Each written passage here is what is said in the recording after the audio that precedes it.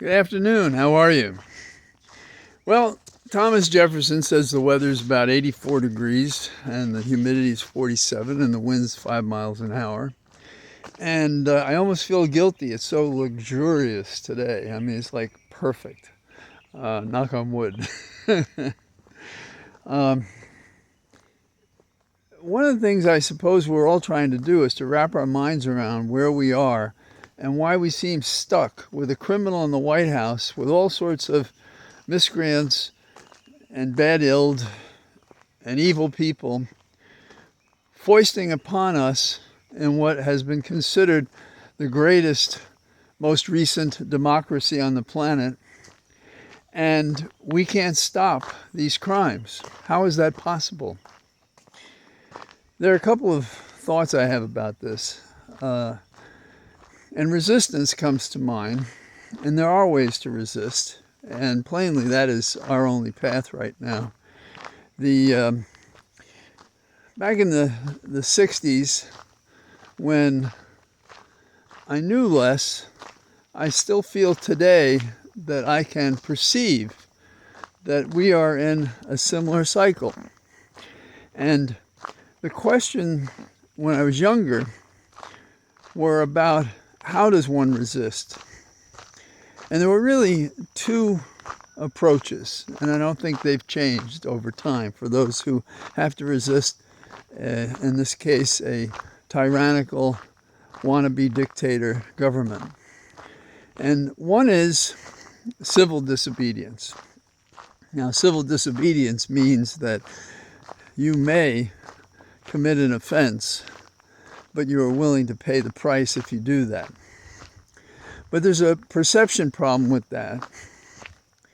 And bear with me, it is that it is easier to discredit a group committing offenses while demanding legal order than if one is using truth as a force.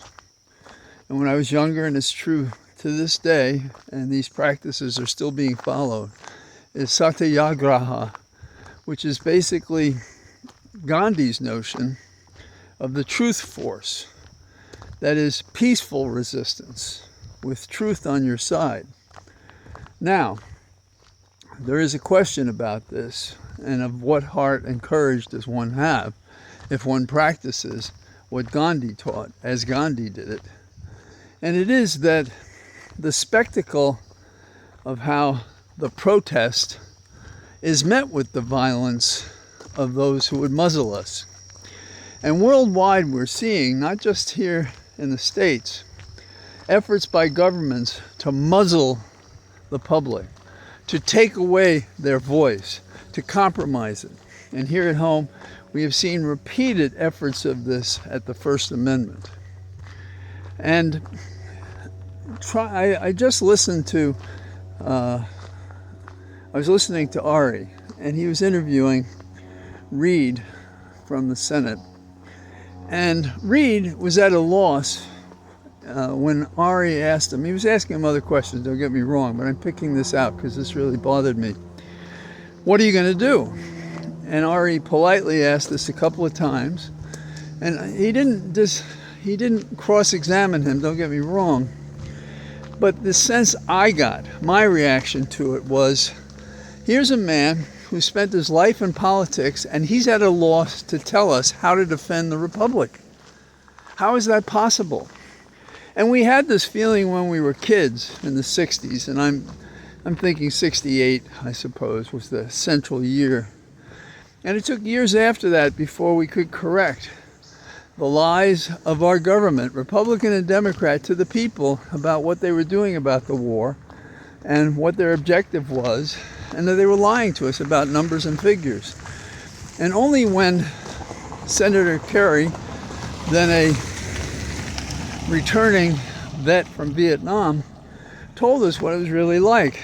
So there's like a spectrum of learning information going from patriots, whatever my country demands me to do, to what are we doing there? What is happening? Why are we putting ourselves at risk if we're being lied to? McNamara was the poster boy for that. Okay, so flash forward, and what do we have now? We have an administration, Trump and company, that lie relentlessly about everything, trivial things, and all as a pattern of upholding their misconduct. So, and then what happens on our side of the equation? Let's look at LA. In LA, they agreed to a curfew, okay. And their answer, and this is the Democrats, this is the mayor in conjunction with the police. They decide on a curfew. A curfew. Now, what does a curfew presume? That we have to protect people, buildings, something from what could happen if we don't have a curfew, and the curfew tells us if you don't disperse, we'll arrest you. So we are suggesting that there is a problem, but we can take care of it with less than the entire army and Marines trained in warring. So how do we handle this? How do we deal with this? And the answer is, we have to stop apologizing for being the victims. Because if we identify with the people, and with those people who are migrants or merely Hispanics who are working in agriculture, and just by their looks and appearances, we presume the government is right because that's all they're doing, and eliminating their justification found in decisions made that presumably were subject to review and hearings and so forth. Why are we playing the role of guilt? Our public figures are doing that. Reed did that, talking to Ari this evening. So, what is wrong with all this? Well, what is wrong is that we have to fight, and we have to fight, and some will choose civil disobedience, and we may try to encourage them not to do that, except to do it in such a way as that we are beyond reproach, whereas the government is outreaching, trying to provoke one. In 1968, some will remember the police riot that happened in Chicago after they killed our leaders that year. On one side we had Martin Luther King, on the other we had RFK, but we also killed our democracy that year because we stole the truth from the people. We lied to the people. And we seem to be really good about doing that and permitting it and not correcting it because we're going through that again. So there's then and there's now. Now, some may not be able to identify with what I'm saying, given the fact that I lived through it. But you're seeing it now, and you know what it is, and that's why there are going to be demonstrations across the entire nation on Saturday, protesting this government. No kings. We know what our origin was. It was against a hateful monarch. And we have allowed one to get in the White House because our procedures are such that you can lie yourself with money into the White House. And we said in the Supreme Court case, when they said they could do this, we said this was going to be the outcome, and it has been the outcome. I received a call today about a person in Texas who has been arrested. And they have some bogus charge, but they're going to get past the fact that he was naturalized. Now think about it. You became a natural citizen by law.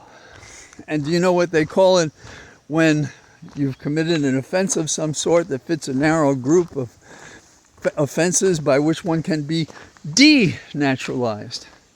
But you're supposed to have a hearing and process, and this person may already be out of the country. This is what we're dealing with. We're dealing with seizures without evidence, without process, and people are disappearing, and before they can get their day in court or administrative proceeding, they're gone. So this is what America has become. Now, for example, let's look at LA again. Because of the curfew, 200 people were arrested. What were they arrested for? Refusing to disperse. They stood there, they did nothing, but they were arrested because of a curfew within so many square blocks of a portion of the city. And you could ask yourself, did they live nearby there? Were they told in their neighborhood, you get in your house at 8 o'clock or we're going to arrest you? What kind of a democracy is that? It's not. It's not a democracy. They did it in Germany, they did it in Italy, they did it in Japan, they did it in Russia. Are we going to do that here? Is that who we've become? Now, Homeland Security feels that they need certain other equipment that they don't have. They want drones. Now, are these drones just for surveillance? Do they have them yet? I don't know. And what kind of Marines are we getting? And why are we getting them if they had to be trained at the Marines School of Advanced Warfighting? What are these Marines being brought to peaceful protests to do? To intimidate, to terrify, to scare, to count on one person running forward and getting clubbed or punching an officer. Or, as I did see at one point, somebody blowing bubbles toward the police in California. In New York, the reports were that the demonstrators were not interfered with. If they didn't break any laws, they let them spend their energy protesting. And I'm not saying this in a demeaning or critical way.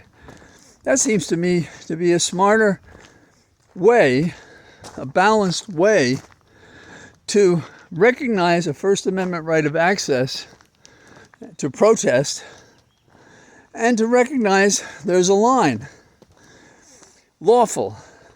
And if you don't cross that line, demonstrate to your heart's content. Has America become so small and so afraid that we can't do this right? We can't do it with the liberty that we were entitled to by our Constitution, by our Bill of Rights, by statutes, by practice? Our nation is not a nation of criminals in the government.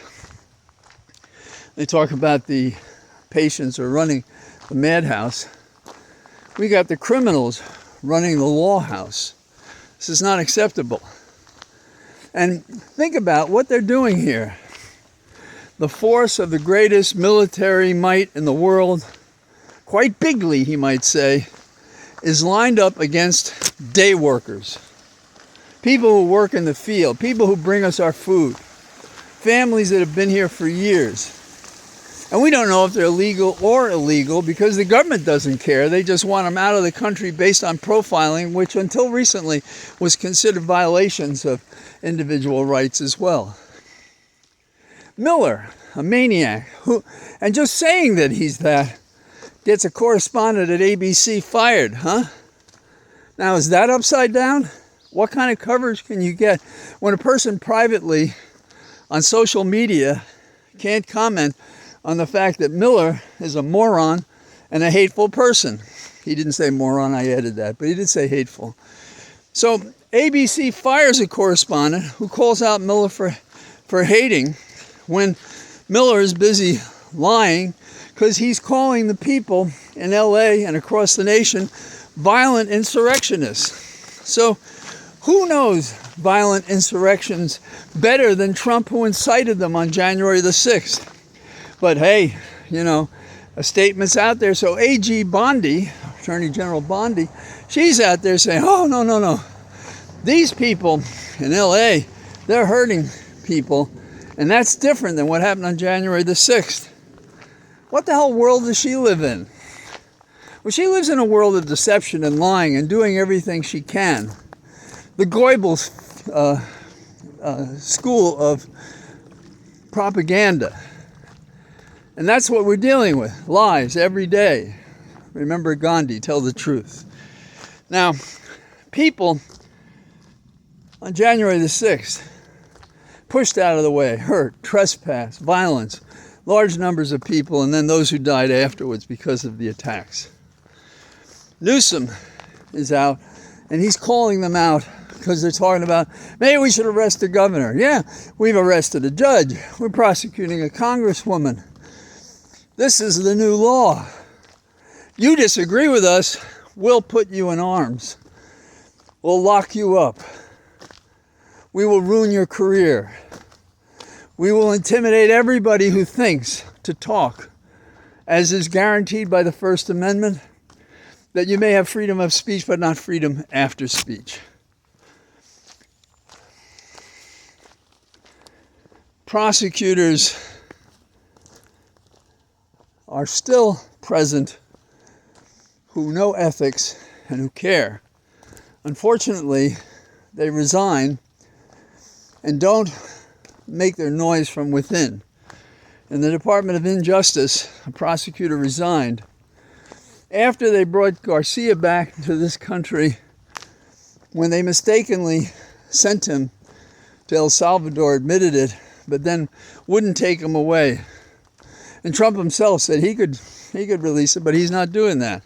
But then they did, but the hook was they indicted him for charges that I think are bullshit and that a decent first-year law student probably could defend, but they did it for the optics. And he resigned, and everybody assumes it's because the case is a bullshit case. You know, Trump says he loves Les Miserables, which is going to be at the Kennedy Center. And what does he love about it? The monarchist oppression of the students? We know he's not for Jean Valjean. Unless he, well, I won't go into it that way. He does seem to have a soft feeling for some criminals, as he pardoned all those in a genuine insurrection. Many years ago, I saw this dichotomy between public officials who got it and those who would do nothing. Felt they had to protect us from the truth, defend against an illegal and unconstitutional war, make up facts of every way, of every sort that they could, literally kill the youth of our nation, coming from poorer sections, in a war that they misled us was of a very, very different sort. And it was wrong to attack the soldiers coming back who believed in their country, believed they were patriots and served our country and came back, some of them maimed, some of them compromised, and then some didn't come back at all. In the 60s, and I mentioned this once before, I think, I went down to D.C. while I was still a student to see Congressman Ryan. He's an older congressman, and he was fighting a resolution in the Congress that he thought would help us curb what was happening in our government vis-a-vis Vietnam. And I got a chance to sit down with him and talk to him. And I hadn't seen him in a while. He was a congressman on the west side of Manhattan. And he was a shrunken man because he had cancer. And I don't know if he outlived it, as can happen. But he looked terrible and beaten that day. But he told me of his plans to fight. Not like Reed today. He was going to fight. He was going to fight for this as long as he could. And so I walked out of his office and wandered around the Hill, thinking about what he thought was necessary. And it was to persist. It was to fight. It was not to bow because it's taking long. Because the unimagined reality at the end of this monarchist march is that our liberty will be restrained. Those who disagree will be hurt or killed. And if you can be in the Senate and not say to yourself, I should be out there every day speaking. Hundreds of members of Congress, the House and the Senate, could be doing that, leading the nation against this attack on our republic and our democracy. Where are they? You know, we say one of our best speakers is Barack Obama. I'm sorry, where the fuck is he? The truth is, we have to take a double look at every person who's an elected official and say, where are you and what are you doing? Because when this is over, if our democracy is done, you're as bad as they. That you would allow this to happen. And you were inside the belly of the beast. And you know how this works. And you don't act upon it. So, those of you who can, safely, and go out to one of these rallies on Saturday and talk and find others in the community.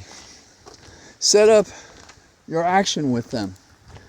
As I talk to you, the judge has decided today that that student at Columbia who was allowed to be here, he's thrown the case out and said he should be released. He's delayed his order until Friday, I think, to allow Trump and his hellions to have another appeal to further frustrate truth. But you see, in Gandhi's equation, he has become a warrior for the truth by the fact that he was a victim, and the truth is being told by another judge, of the judges who exist, who see what's wrong and are prepared to fight for it. We should stand behind them. We should stand behind the Google groups, the ACLU, the NRDC, all these different groups that are fighting for our individual rights and liberties. We should debate having people run in primaries against Democrats who talk about shit instead of what's important. And so I leave these urgent thoughts with you, not for the reason Trump does, to scare, but to encourage you to continue on the path that you're on, if we're already talking, which is we have to resist and stop this attack on America. We won't be able to live with it if we don't do what we can do. And that may not be a lot, but any little thing, a conversation, stamp on an envelope, $15 check to one of these organizations, and more if you can do it. And talk to a friend. Say, what are you doing here? Silence is not our path. It may be for the cowards on the hill that are trying to wager how much anonymity they can get away with and get reelected. But that serves our interest not at all. Not as a citizen of the United States. Not as one of those people who is mentioned in our Constitution when it says we, the citizens. So that's what I got to say in my Cathedral of Trees for the day. All the best. Bye-bye.